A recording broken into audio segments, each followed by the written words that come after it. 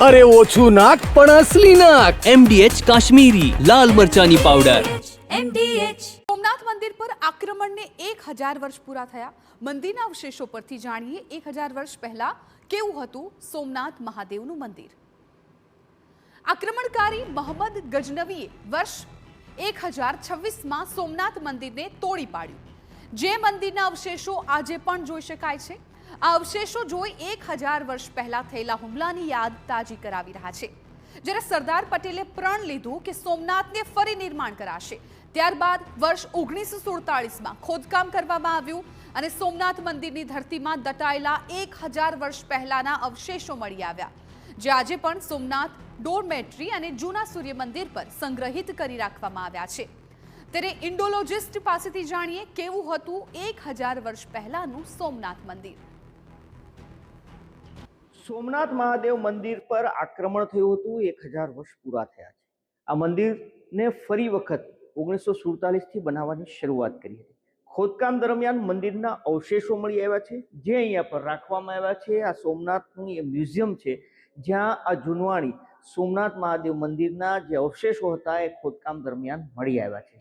મારી સાથે અહીંયા પર ઉપસ્થિત છે જય સોમનાથ। મારું નામ અનિતા કોરડે અને હું એક ઇન્ડોલોજિસ્ટ છું। ઇન્ડોલોજિસ્ટ એટલે જે પ્રાચીન ભારતના ઉપર સ્ટડી કરે છે અને સોમનાથ દાદાની કૃપાથી મને આ મ્યુઝિયમમાં સેટઅપ કરવા માટે મને સહભાગી થવાનો એક ગોલ્ડન ચાન્સ મળ્યો।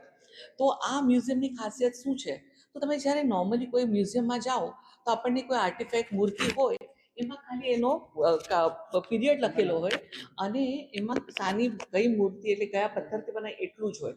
પણ જ્યારે તમે અહીંયા જોશો કે આપણે અહીંયા ખાલી મૂર્તિઓ નથી રાખી, પણ મૂર્તિઓ માટેની બધી જે કંઈ વિગતો જણાવવાની હોય બધી આપણે જણાવી છે। હવે તમે જે જોઈ રહ્યા છો એ ભગવાનના હાથમાં બધા આયુધ એટલે જાત જાતના વેપન્સ રાખ્યા હોય, એનું નામ શું છે આપણે બધું આપ્યું છે। અને એટલું જ નહીં, પણ આપણે મંદિરના ઉપર કઈ કઈ મૂર્તિઓ હોય છે, ભગવાનની મૂર્તિઓ સિવાય પણ ઘણી મૂર્તિઓ હોય છે। ફોર એક્ઝામ્પલ આપણે અપ્સરા કહીએ કે જેને દેવાંગના કહીએ, મદનિકા કહીએ, એ બધી હોય છે, તો એમના નામો આપ્યા છે।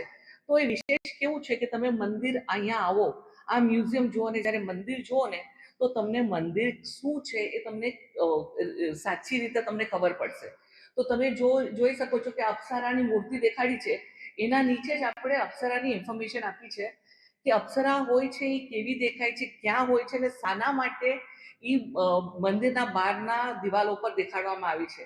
એવી જ રીતે આપણે બધા રૂપો કવર કર્યા છે કે સૌમ્ય રૂપ છે, શંકર ભગવાનનું ઉગ્ર રૂપ છે, પ્લસ આપણે ભગવાન જે આટલા બધા ઓર્નામેન્ટ્સ પહેરે છે તો એ ઓર્નામેન્ટ્સ એટલે એના નામ શું છે, કઈ જગ્યાએ હોય છે અને એનું વિશેષ મહત્વ શું છે એ પણ આપણે બધું એક્સપ્લેન કર્યું છે।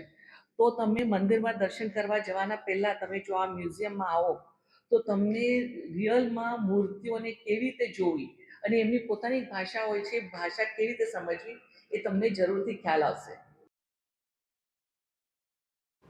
MDH બિરયાની મસાલા, પારંપરિક બિરયાનીનો અસલી સ્વાદ। असली मसाले साच साच MDH